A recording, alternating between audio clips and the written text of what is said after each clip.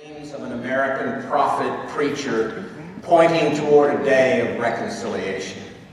Ahead of us lays the arduous work of rebuilding the American dream, a task we have placed in the hands of the first Black American president. The intersection of the dreamer and the doer is a mystical moment, and I didn't believe I'd live to see it moment. Isn't it just a grand and an amazing time that we live in? But there is a greater work than the rebuilding of the American dream that must begin today. The task before us as Christians is to lay aside rancor and division, quit beating up fellow Christians, and take up the work of shalom, of honoring one another, of treating others as we want to be treated. One of our passages this morning said, "Don't jump all over fellow believers every time they do or say something you don't agree with." And Jesus chimes in Matthew and talks about a holier-than-thou attitude which has a tendency to come back at us in terrible ways. Remember that simple little saying from our childhood, when you point a finger at someone, 3 fingers are pointing back at you. Jesus says, in other words, it's true.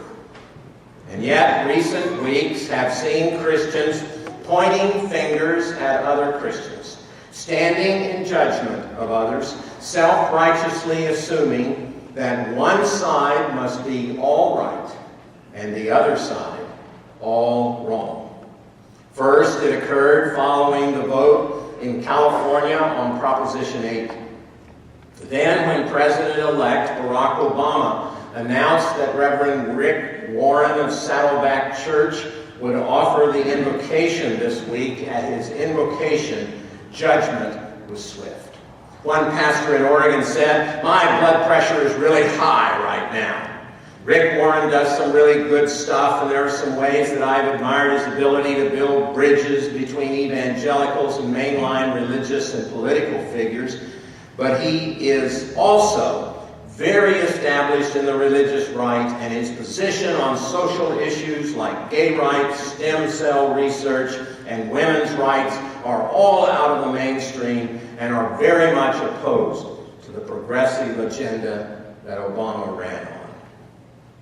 And when it was then announced that Reverend Warren would stand in the pulpit in Atlanta, Georgia, Ebenezer Baptist Church, where Martin Luther King preached many sermons, another pastor, a Black pastor, weighed in.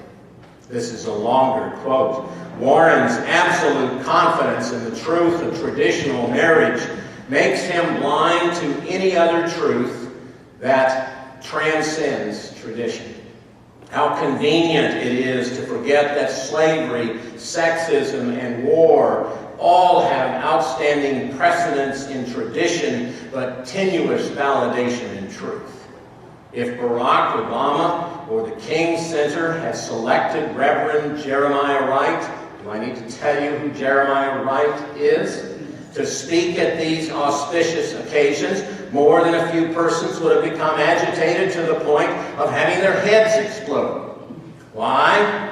Because many would have seen Reverend Wright's selection not as an invitation to dialogue, but as an affront to their national solidarity and their personal dignity, though Reverend Wright has not stood publicly against equal rights for any American.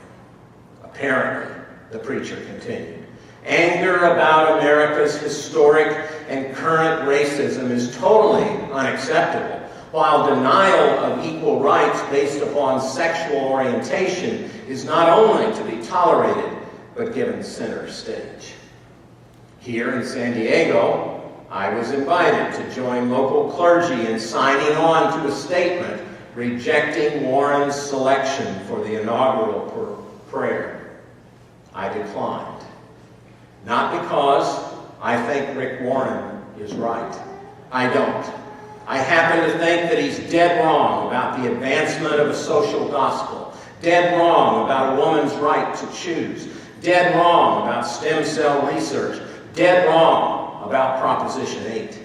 And with all that against him, I believe Rick Warren and Barack Obama are my brothers in Christ. This morning's text from Romans 14:1 and Matthew 7:1 put it plainly. Welcome with open arms fellow believers who don't see things the way you do. And don't jump all over them every time they do or say something you don't agree with, even when it seems that they are strong on opinions but weak in the faith department. Don't pick on people, jump on their failures, criticize their faults, unless, of course, you want the same treatment. Stand up right now if you want the kind of treatment that women pastors receive in some churches that refuse to recognize their ordination or allow them to preach. Stand up. Stand up if you want the terrible judgment that has rained down upon Eugene Robinson, Episcopal Church Bishop of New Hampshire, because he happens to be gay. Stand up. Stand up if you want to receive the harsh and judgmental statements that have been slung at Rick Warren. It's my bet that none of us today would want to stand up and walk in their shoes. We do not want to be treated with anything but respect. I have lived through the time of people being accused of being communists and losing the right to work. I read and lived through a time when black children were killed in a Birmingham Sunday school class and civil rights marchers were attacked by snarling dogs. I have seen the terrible days during and after the Vietnam War when hawks and doves shouted epithets at each other and called each other un-American. I have seen students, American students, gunned down by other Americans.